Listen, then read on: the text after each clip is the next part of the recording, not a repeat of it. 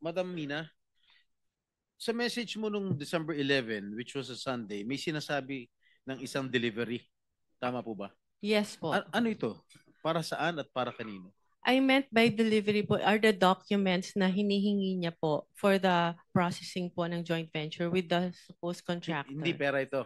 Kasi ang Hmm, ini-insinuate ni Bryce Hernandez no sa House of Representatives nung nag-testify siya, ang insinuation sa akin because of my connections allegedly with certain Beng Ramos and yourself na staff ko raw si Beng Ramos, yung delivery na, ang pinalabas niya sa house, yung delivery niya, yung ibig sabihin ng delivery, pera. Na nag-deliver ka ng pera straight to my office. hindi po Yun ang ganun yung... insinuation niya eh. Ang agreement po is kami po kasi yung gagastos sa Yeah. processing No, no, no, fee. no. So yun po siguro yung You, nire-refer niyang excuse me, I'm pera. telling you that that was his insinuation when he testified in the Yes. House of Representatives. Yes. Pero right now, you were saying na hindi mo ako kilala, Hindi hindi ka po. nagpunta sa aking Hindi tanggapan. rin po. Correct? Yes, Your Honor. So lumalabas talaga na wala akong kinalaman kung ano man ang transaksyon niyo ni Bryce Hernandez. Am I correct? Yes, Your Honor. There, 1 second. 1 With the second. permission of Senator Estrada. Yes, please. So hindi mo kilala si Senator Jinggoy at hindi ka nagdala ng pera sa kanya. Hindi po. Kahit po kay Bryce, wala po akong dinalang pera. Okay. So talagang safe ka na. Please continue. We will extend up to 12:30, so Senator Jinggoy can reclaim his 3 minutes, last remaining 3 minutes. After that, we'll go on break and then we come back at 1 o'clock. Please proceed. Thank you, Mr. Chair. Madam Mina, sa message mo nung December 11, which was a Sunday, may sinasabi ng isang delivery. Tama po ba? Yes po. Ano ito? Para saan at para kanino? I meant by delivery po are the documents na hinihingi niya po for the processing po ng joint venture with the supposed contractor. Hindi pera ito. Kasi ang Hindi. ini-insinuate ni Bryce Hernandez no sa House of Representatives nung nag-testify siya, ang insinuation sa akin because of my connections allegedly with certain Beng Ramos and yourself na staff ko raw si Beng Ramos, yung delivery na, ang pinalabas niya sa house, yung delivery niya, yung ibig sabihin ng delivery, pera. Na nag-deliver ka ng pera straight to my office. Hindi po yun ang ganun insinuation yung... niya eh. Ang agreement po is kami po kasi yung gagastos sa processing No, fee. no. So yun po siguro yung telling you, nire-refer niyang excuse me, I'm pera. telling you that that was his insinuation when he testified in the Yes. House of Representatives. Yes. Pero right now, you were saying na hindi mo ako kilala, hindi po. ka nagpunta sa aking Hindi tanggapan. rin Correct? po. Yes, Your Honor. So lumalabas talaga na wala akong kinalaman kung ano man ang transaksyon niyo ni Bryce Hernandez. Am I correct? Yes, Your Honor. There, 1 second. 1 second. With the permission of Senator Estrada. Yes, please. So hindi mo kilala si Senator Jinggoy at hindi ka nagdala ng pera sa kanya. Hindi po. Kahit po kay Bryce, wala po akong dinalang pera. Okay. So talagang safe ka na. Please continue. Okay. Nabigyan ka ba o na-awardan ka ba ng DPWH project ni Bryce? Wala po kaming na-award na project dahil hindi nga po kami natuloy na mag-bid, Your Honor. So kasi again for the last time, pinalalabas kasi ni Bryce Hernandez ng text message ay patungkol sa akin. Okay? Very clear yan. Pero mismo ang taong kausap sa text ay nagpapatunay na kayo na wala naman akong kinalaman dyan. Can Wala you please po. confirm?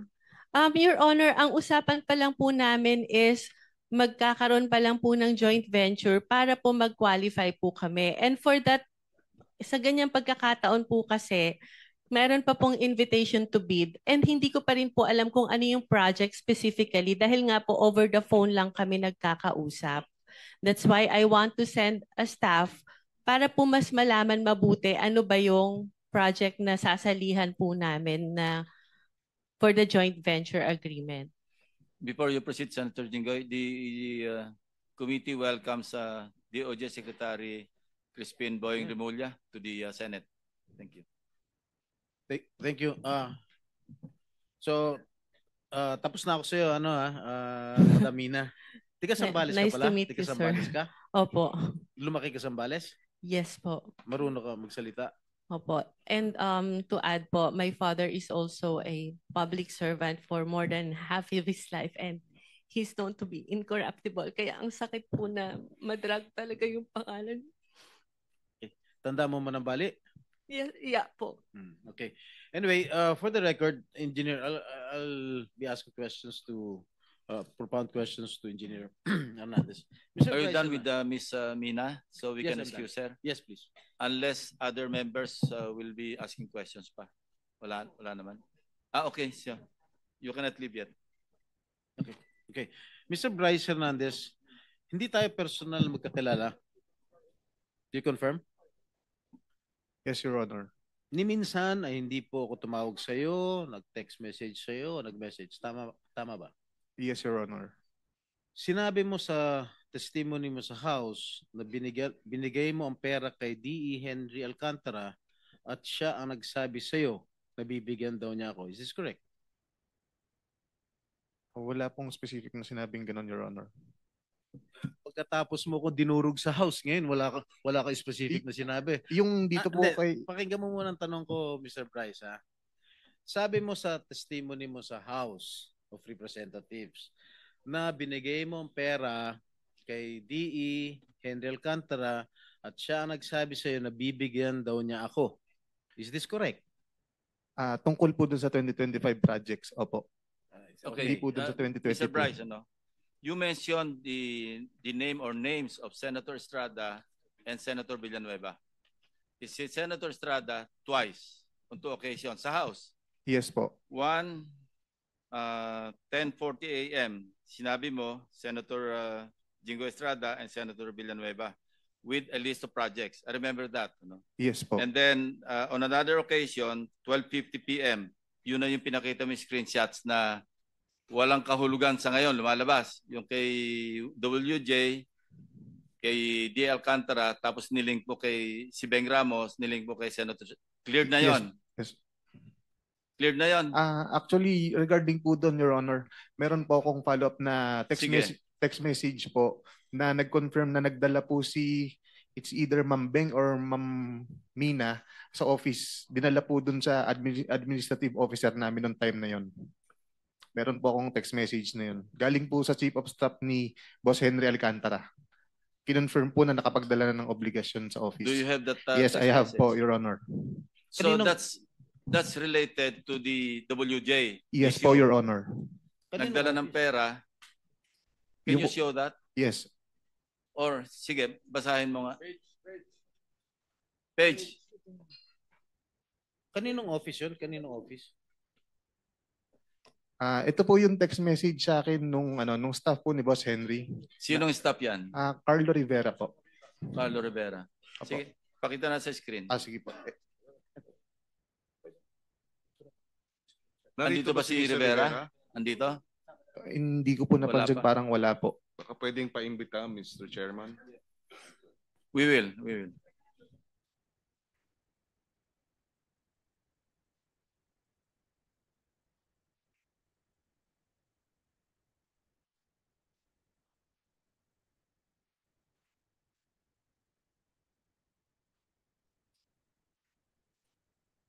While waiting, yung isa pang pagkabanggit mo sa kanilang dalawa, yung 10:40 a.m.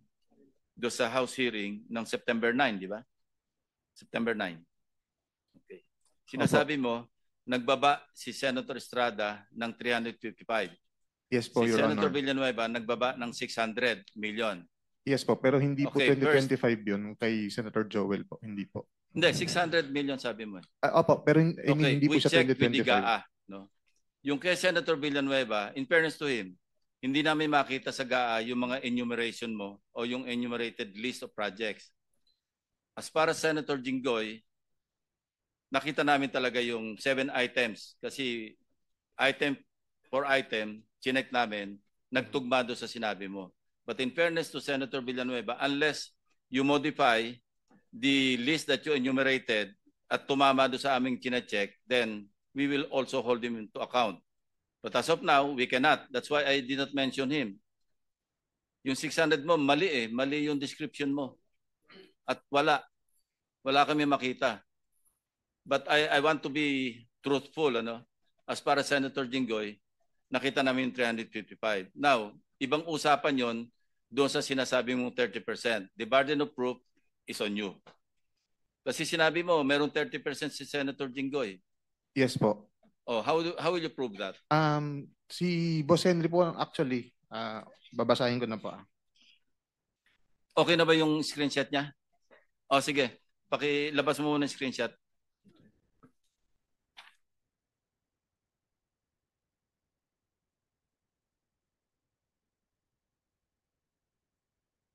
Oh, sige. You start reading from your cell phone. Sige.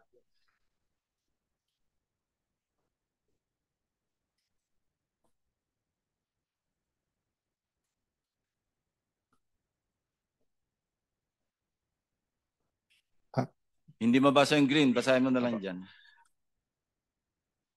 Ito po, ang highlight na lang po natin, Your Honor. December 16, 2022, 11:20 in the morning, nag-message po ang staff sa akin ni Boss Henry, si Engineer Carlo Rivera po. Ito po ang message niya. Boss, good day, M. Nakuha ko na po pala kay AO, which is Administrative Officer, yung pinadala nila Ma'am Beng Ramos.